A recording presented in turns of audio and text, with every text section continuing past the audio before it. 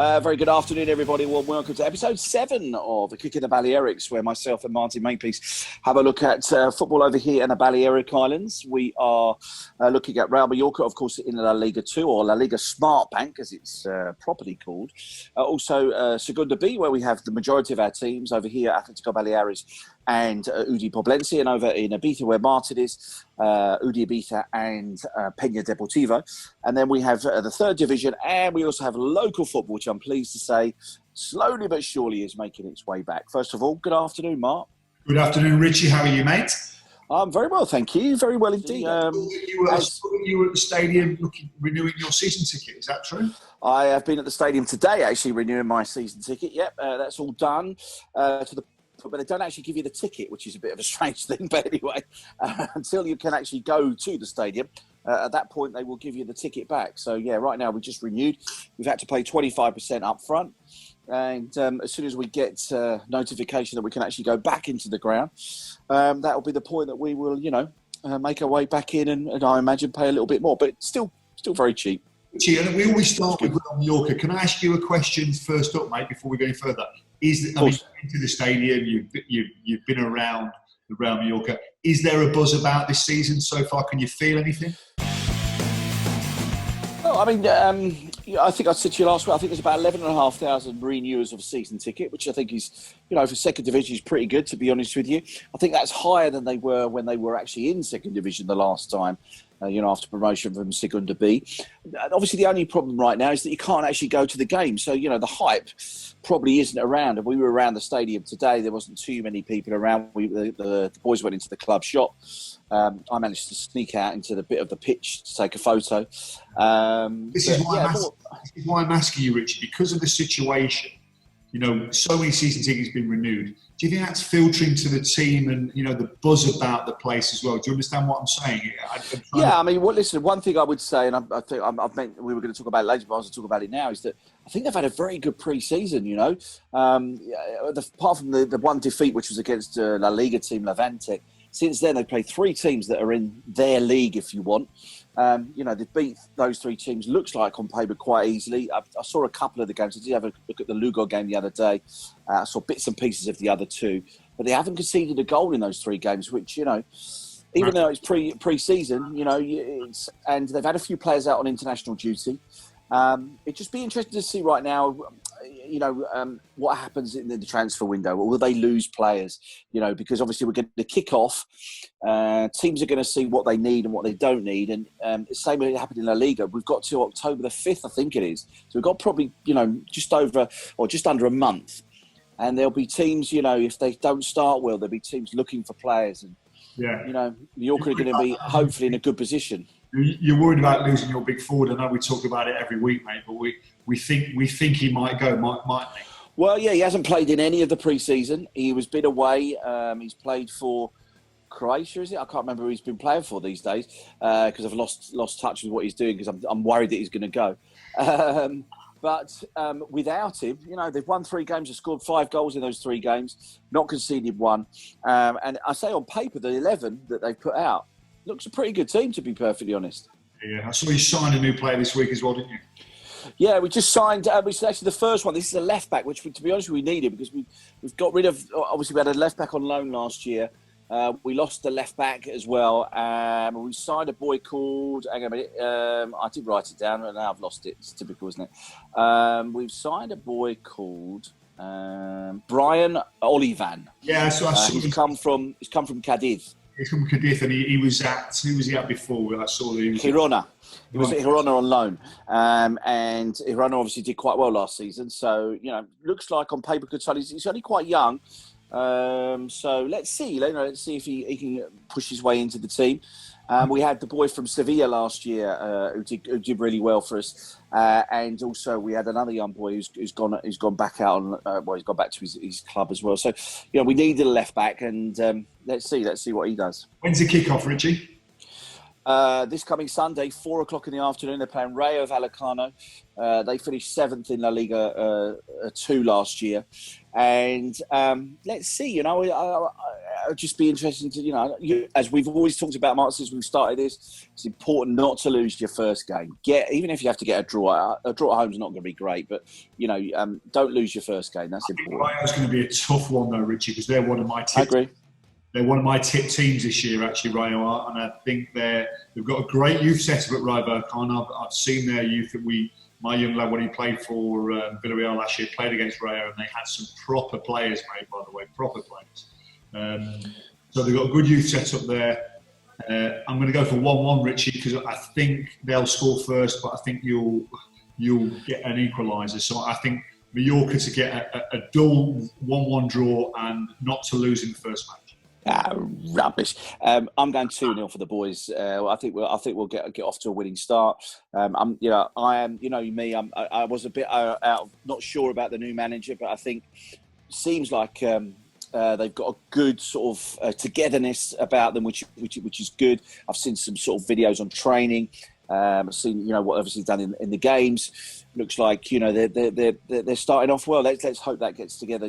Valladolid on Sunday, and then the week after, of course, Espanyol. So we need to make sure we win that one. I'm already looking forward to kicking the Balearics episode 8 next weekend, where we can take your old manager to task. Yeah, we'll look at that in great detail next week, I think, because that's obviously Vicente Moreno, the former manager of Mallorca, who's going to be up against us. So yeah. Now, Mark, we did talk about... Go on. 3 points to start then, Richie, yeah? You're confident? Hopefully 3 points to start, yeah. We need those 3 points to begin. 2-1 for you, 1-1 for me. Okay, mate. So, listen, we said that today we would pick our top 6. Who will be the top 6 that will go up from La Liga 2, where Mallorca are, into... not obviously immediately up to the top 2 go up, and the other 4 go into the playoffs. So who are going to be the top 6 that will play? I've looked at yours, mate, and we've got 4 very similar. I actually think that Espanyol and Real Mallorca will go back up. Okay, I think they are my 2 at the top as well. I know it's boring. I know that, but you're the stat man here. You've got all the stats which you bore us with all the time. I mean, you entertain us with all the time. Sorry, you slip. And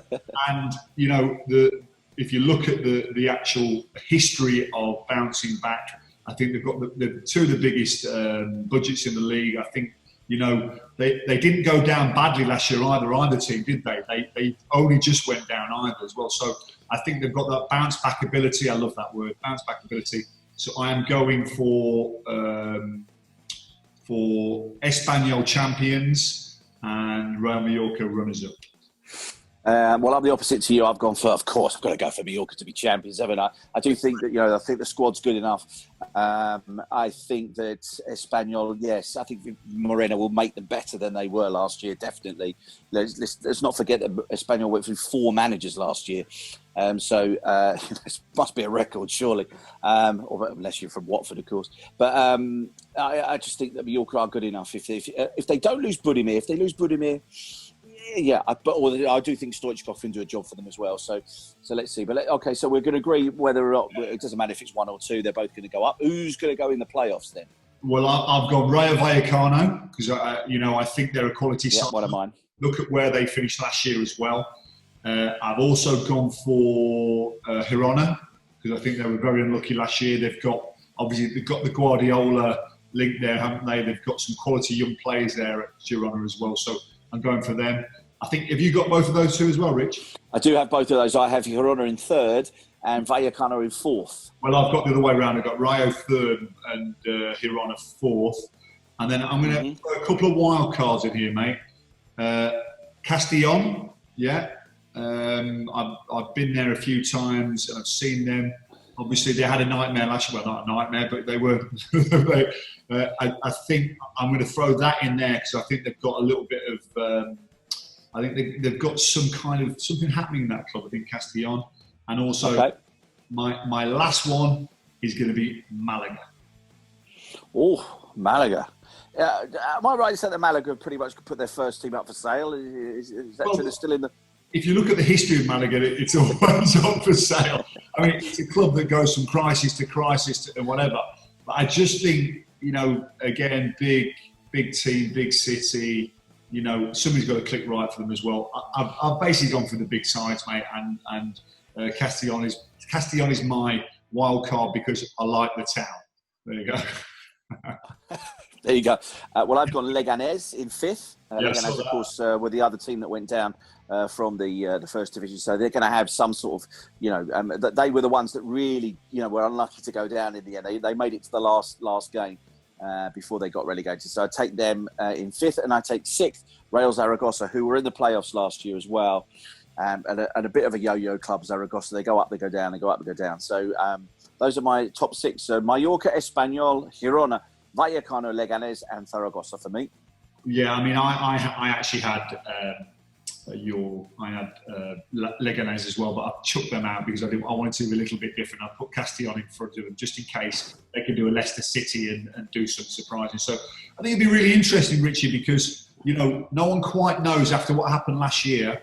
Can some of these teams carry on with the form? Can they book the trend and start again? So I think it's going to be a really interesting. I'm going to keep a good eye on Segunda. I don't usually follow Segunda because I'm on either La Liga or obviously Segunda B because of Mallorca. But because they've gone down this year, there are some good sides in there, by the way, as well. So, but they don't.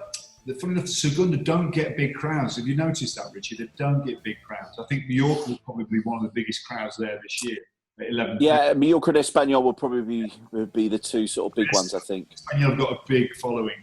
But, when we talk about the Championship, which obviously my team, Derby County, play in, if you look at the Championship, the top 5 or 6 teams there are 26, 27, 30,000, whatever. You don't I agree with that. At all. You only get 7, 8, 9, 10, 11,000. So a little bit of a diluted La Liga, in my opinion. However, everything's stacked towards La Liga in Spain, where maybe not so much in England. So we're going to have a real good look at this year, and let's hope that the Reds of Mallorca can do it. Yeah, a couple of other things just to do with Mallorca before we move on to Segunda B. Mallorca's still got players they need to offload. The squad is 28. I mean, that's a big old squad, isn't it? Still lots of players. They're on good money. That's the problem. It's hard to get rid of these boys, I think. They obviously might try and loan some of them out if they possibly can. And by taking out those players, they're going to be able to bring players in up to up to today before they signed this boy, Brian Olivan. They hadn't signed anybody. They needed a left back, so they brought him in. What else I got to say? Oh, yeah, interesting story about Steve Nash, actually. Steve Nash, you may or may not know, is a co-owner at Real Mallorca. He's part of the American consortium that bought the club a few years ago. He's a former very famous basketball player. He played with the Phoenix Suns. He played with the Dallas Mavericks and also the Los Angeles Lakers. He's just been appointed head coach of the Brooklyn Nets. It's his first management in basketball, so it could be interesting. Since retiring from basketball, he's been doing some consulting roles for basketball team. He's covered soccer in the US and obviously has become a co-owner of Real Mallorca. Does take an active interest in the club. He's always tweeting about the club and everything else. And, he was very excited when we got promoted a couple of years ago as well. So it'll be interesting to see how he gets on. I don't know if he'll want to take up management in football afterwards.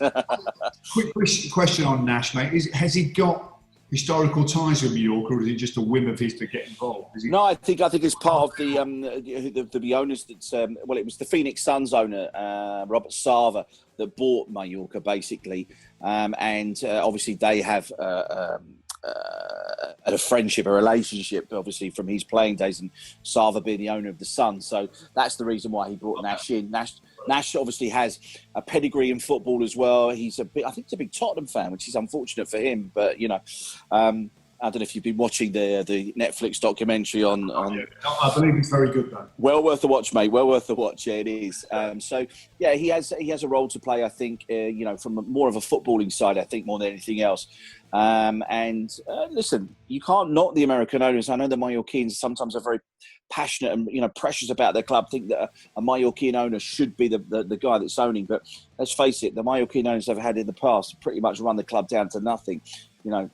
Although it's a bit of a roller coaster ride, which it always is with Mallorca, the Americans have done a great job. I can't knock them. Yeah, absolutely.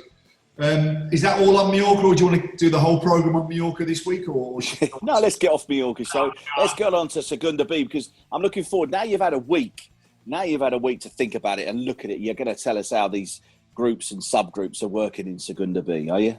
I'm going to come back to you on that one, Richie. Oh, okay. Well, at the end of season.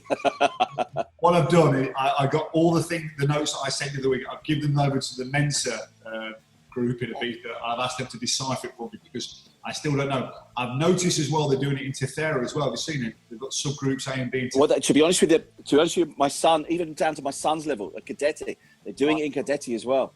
Okay, so obviously the way forward. So I saw that the Tercera groups were announced yesterday, and I saw they did subgroups A and B as well. So it's obviously the way forward, Rich. So I think since we're a football show, we'll have to get to the bottom of it. Yeah, well, we'll try. Maybe next week, Mark. Maybe next week. Right, UD Ibiza. Let's talk UD Ibiza, Richie, okay? Yeah, go on. Yeah, a couple of signings this week, mate. A couple of exciting signings as well because, UD, they've already said that they were going to get 5 or 6 players in and out. Big squad again, all earning probably the top earners in the whole of Segunda B, I would say, or one of the top earners in the Segunda B.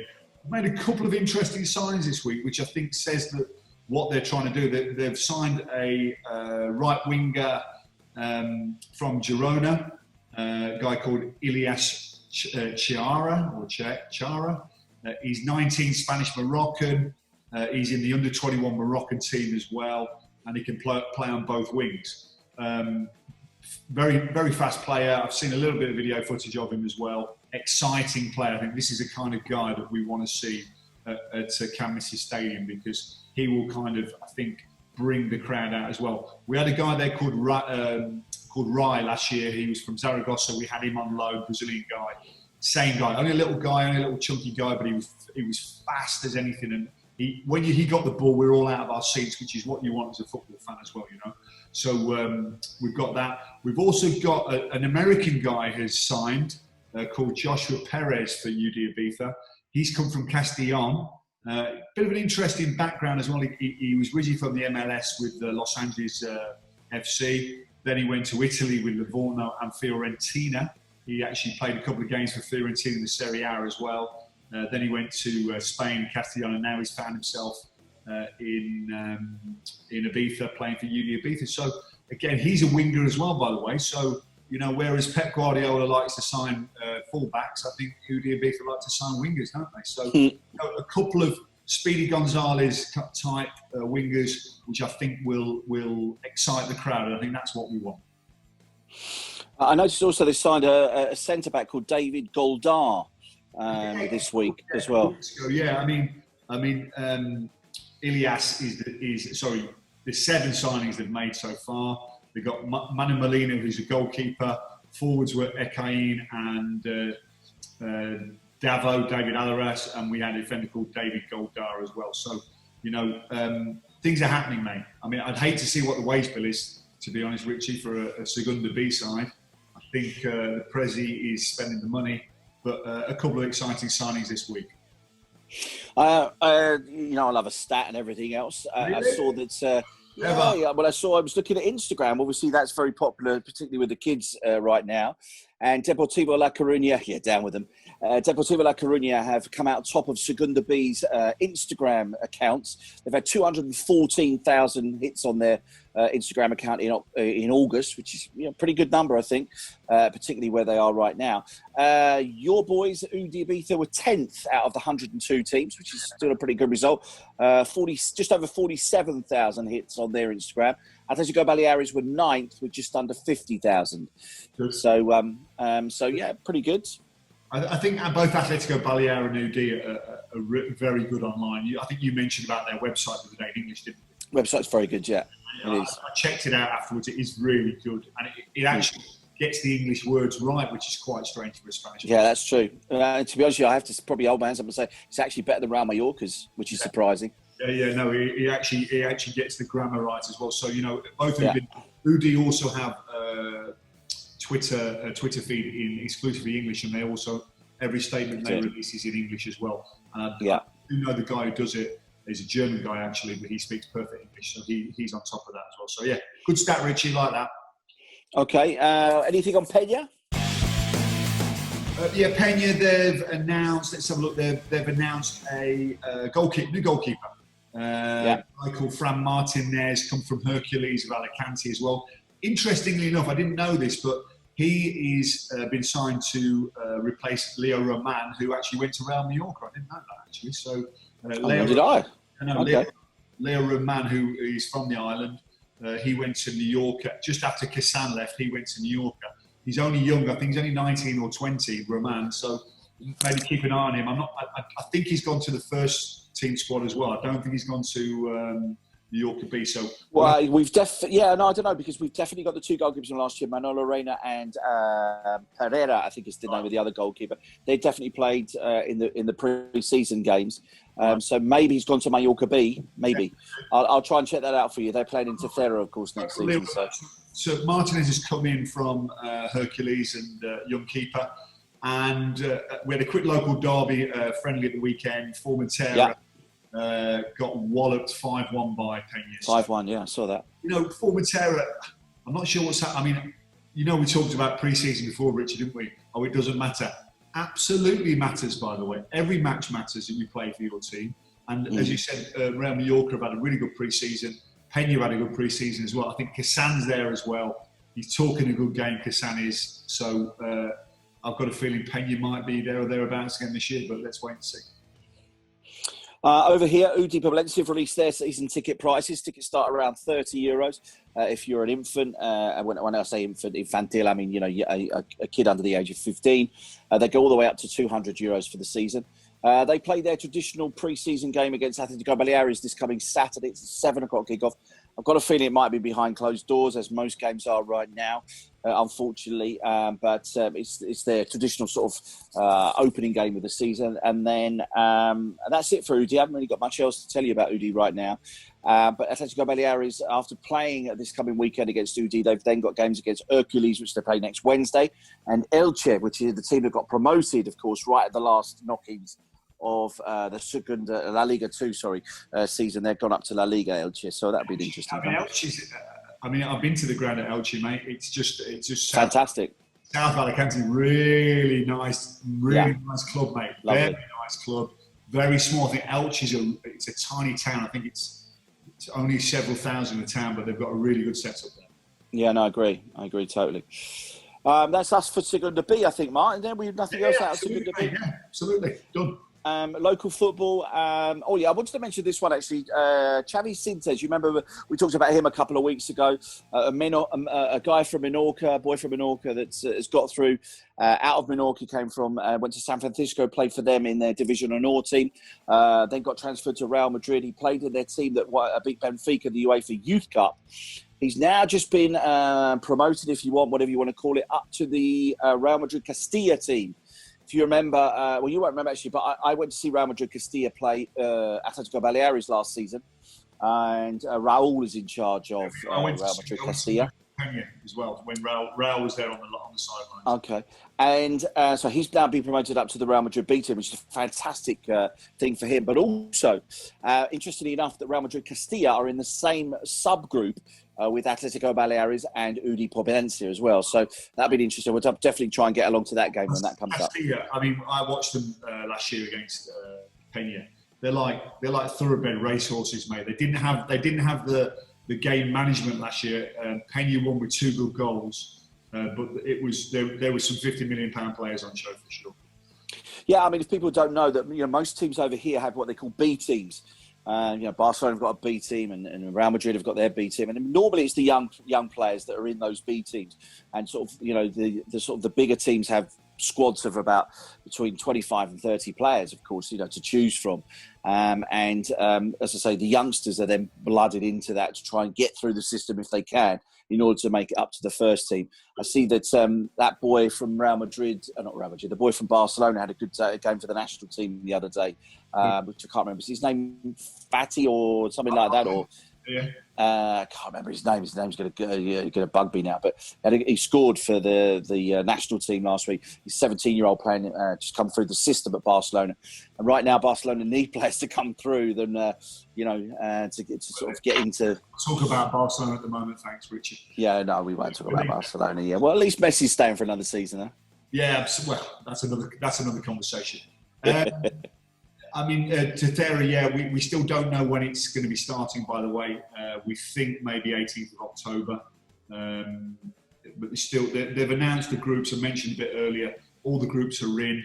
I think there's 13 groups in Tethera, I believe, 14 groups maybe. Yeah, it's still regional as well, isn't it? So, yeah. It's an interesting bag. The thing is, from Balearic football point of view, Rich, it's great talking about the Segunda and the Segunda B, but the real rivalries are in Tethera because that's where true. So, for instance, Port Manny, my local side, will play Platges de Calvi, one of your local sides as well, and it's not pretty, Rich. I'll tell you that much. It's not pretty at all. Feisty. Interesting enough, I've seen over here in Spain that they continue with the 5 sub rule. The UK, or England anyway, seem to be about the only country that sort of voted it off. Everywhere else seems to have taken it. Spain, Italy, Germany, France. I like it, Richie. I like it. I think it gives your game management a whole different perspective. The only problem is when you've got Man City and Liverpool with 50 million pound players on the bench. That's a game changer. Yeah, I agree. I think that's about it for today, Mark. I think we've covered pretty much everything we needed to cover. This is episode 7 of A Kick in the Balearics. Don't forget you can follow us on Twitter, on Instagram, on Facebook, of course, as well. You can listen to this back on Spotify and Apple iTunes through all the smart speakers or wherever you listen to your podcast. It'll be out as a podcast tomorrow, this particular thing. And then Martin and I will sort of go back on what we've talked about already next Tuesday on the Radio 1 Mallorca show, the breakfast show between 7:30 and Martin's normally on about 10:30 our time. Every morning. Good to talk to you as always, Mark. Take care. Always a pleasure, mate. Every week. It doesn't let us down, Richie, does it? Every week. You know? No, that's it. And so good luck to Mallorca this weekend. Obviously, there's to kick off this. This is 2-0 win for Mallorca. I can see it. Come on. I want 3 points, but 1-1 for me. Just don't lose that first game, Richie. Don't lose it. All right. Take care, Mark. Speak to you next week. Cheers, mate. Take care. Bye-bye.